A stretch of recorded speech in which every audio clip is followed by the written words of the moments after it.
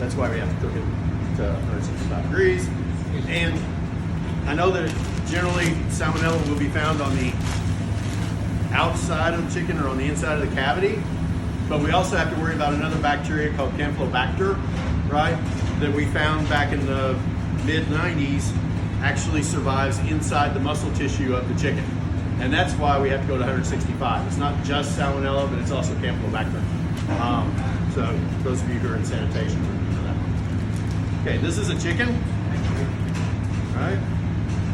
I'm sorry to interrupt, Chef. Yeah. I think everybody that wanted to go to the Oaks and Derby already signed this, am I correct? Yeah. Yeah. Thank you. Okay, awesome, thanks, Jeff. This is a chicken, right? These are the wings, okay? Now, you'll find that pretty much most mammals are all put together the same way. We all kind of have the same joints in the same places, right? Over the course of time, these changed in some animals. But for the most part, this is a chicken. This would be the upper arm here, right? The lower arm, 2 bones right here, right? This would be the hand, but it's just now just a tip for a wing, right? There's no fingers, but that would be where the hand would be on us, right? We have the leg, right? The lower part of the leg. We have the femur, which is here, okay? The pelvic bone, which is here, the backbone. I mean, all of that stuff is in practically the same place on every animal, okay? So if you know how to fabricate a chicken and you can do it well, you can fabricate pretty much any other animal, right? Just ask Jeffrey Dahmer. Yeah. Apparently he was pretty good at it. So this, a piece of time. This is the back of the chicken, right? There's the tail, right? The tuchus, the part that goes over the fence last, all that kind of good stuff, right? This is the breast of the chicken, okay? So this is where its head used to be, okay? Its neck was here. You can still find a little button right there. They've started cutting these off really, really close. This is part of what we used to use to pull the twine when we truss chickens. Okay, so to truss a chicken, right? We're gonna take this wing, we're gonna turn that under. Come on under there. There we go. Turn that under. Chef, why do you truss a chicken?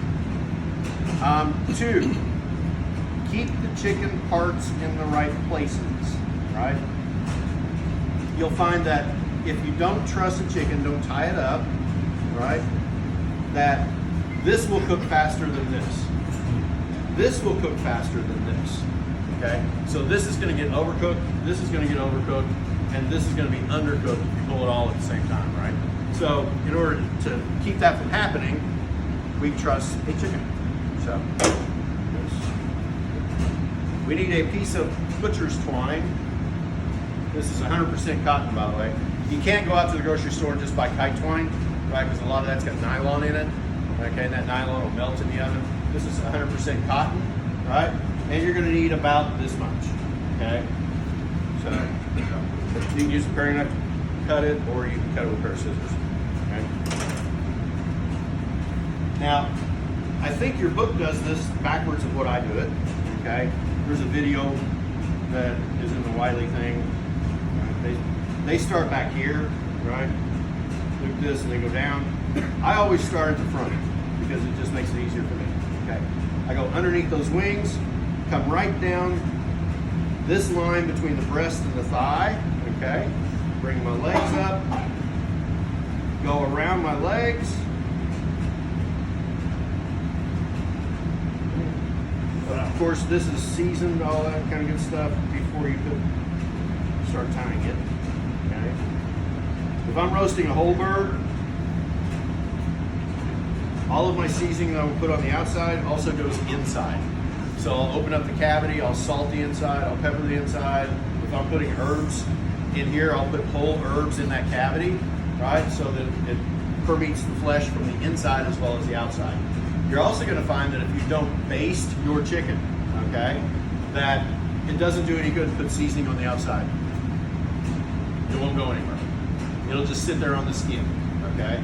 So if you're gonna baste it though, you're gonna take the liquid that comes out in the pan, ladle that over it every 20 or 30 minutes or so, or 15, 20 minutes, right? That liquid will help push seasoning from the skin down to the fat level underneath there. It'll render the fat out, make your skin nice and crispy. Okay, so if you like crispy skin, we generally baste the bird. Okay, if you don't really care about the crispy skin, then you don't even have to season the outside because that seasoning won't do you any good. It's only for the skin, really. Okay, so this is a trussed chicken. Okay, tied up nice and pretty, right? When it goes in the oven, anybody roast a turkey?